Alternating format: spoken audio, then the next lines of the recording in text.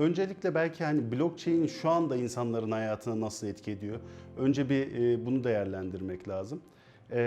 Ben blockchain'i aslında birazcık daha böyle matbaanın icadına benzetiyorum. Yani aslında öyle bir çağı yaşıyoruz. Matbaanın icadı da birçok insan için hiçbir anlam ifade etmiyordu.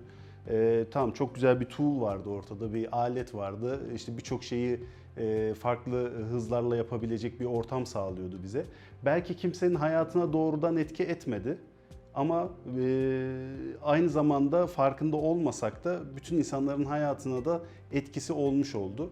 Çünkü bilgi çok daha hızlı yayılmaya başladı ve bununla beraber yeni bir çağ başladı. O çağın başlamasıyla yeni dünya düzenleri oluşmaya başladı. Bunu yakalayabilenler ayakta kaldı, yakalayamayanlar yerini kaybettiler.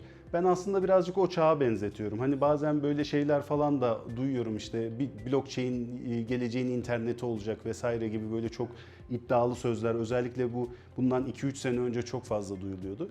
Bence blockchain öyle bir yapı değil. Ama aynı zamanda da matbaanın yapısındaki gibi siz eğer blockchain altyapısını gerçekten doğru bir şekilde kullanmaya başlarsanız size gerçekten bir dağıtık bir mimari üzerinde bir özgürlük alanı sağlayabiliyor. Dolayısıyla burada aslında hikaye belki hani bugünümüzü nasıl etkiliyor? Bugünümüzü bu şekilde etkilemiş oluyor. Yani biz bunu farkına varırsak eğer gelecekte bir köşe başını tutabilecek yapıya bürünebiliriz. Eğer farkına varmazsak işte tarihte olduğu gibi işte matbaayı kabul etmeyen insanlar gibi yok olup gideriz veya geride kalırız. Dolayısıyla böyle bir yapısı var. Şimdi blockchain aslında birçok yerde işte otoritelere karşı gelen bir yapı olarak adlandırılıyor ve bununla ün kazanmış bir yapı olarak görünüyor. Ama benim kendi görüşüm, buradaki otoriteler dediğimiz kavram aslında devletler değil. Hani böyle ilk başta insanın içerisinde de vardır bu. Biraz işte otorite dediğin zaman hep akla ilk önce devlet gelir.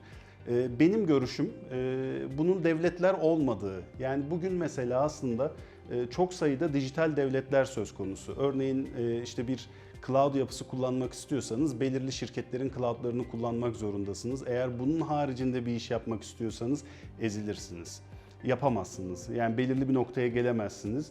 Ve o büyük şirketlerde, o büyük dijital şirketlerde ki her birisi bizim yani Türkiye'nin ekonomisinden dahi büyük olan şirketler de mevcut. Aslında bence otoriteden kastımız onlar. Yani mesela blockchain'le siz işte bir storage şirketini düşünelim, bir cloud şirketini, işte elimizdeki dataları bulutta tuttuğumuzu, sakladığımızı düşünelim. İşte onlara mahkumuz. Dolayısıyla bizim bilgilerimiz de oralara gidiyor vesaire gibi durumlar da söz konusu. Bu yapıdan kurtulabilmemiz için mesela diyelim ki benim bilgisayarımda fazla hafıza var.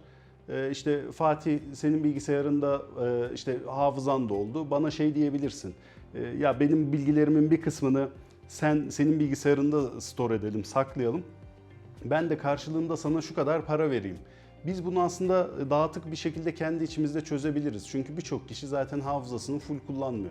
Böyle çok ciddi bir kaynakla alakalı da bir düzensiz, işte dengeli kullanılmama durumu söz konusu. Biz bu şekilde kendi aramızda anlaşmalar yaparak o büyük şirketleri, o büyük bulut şirketlerini bypass ederek kendi dünyamızı yaratabiliriz. Aslında blockchain bize bunu sunuyor. Ama biz daha çok işte blockchain'lerin daha çok işte böyle government'larla, devletlerle sıkıntısı olduğunu düşünüyoruz. Hep o açıdan bakıyoruz. Ama benim fikrim bunun bu tarz büyük şirketlerden kurtuluş yollarından birisi olduğu. Dolayısıyla neyimizi kolaylaştıracak? Bu tarz işlemleri daha iyi yapmamızı, daha az alt sınıf diye tabir edebileceğimiz şirketlerin daha hızlı büyümelerine olanak sağlayabiliriz. Sınırların ortadan kalktığı, işte globalleşen bir dünyada sınırların ortadan kalktığı bir yapı haline getirebiliriz. Bu tarz faydaları olacaktır ileride.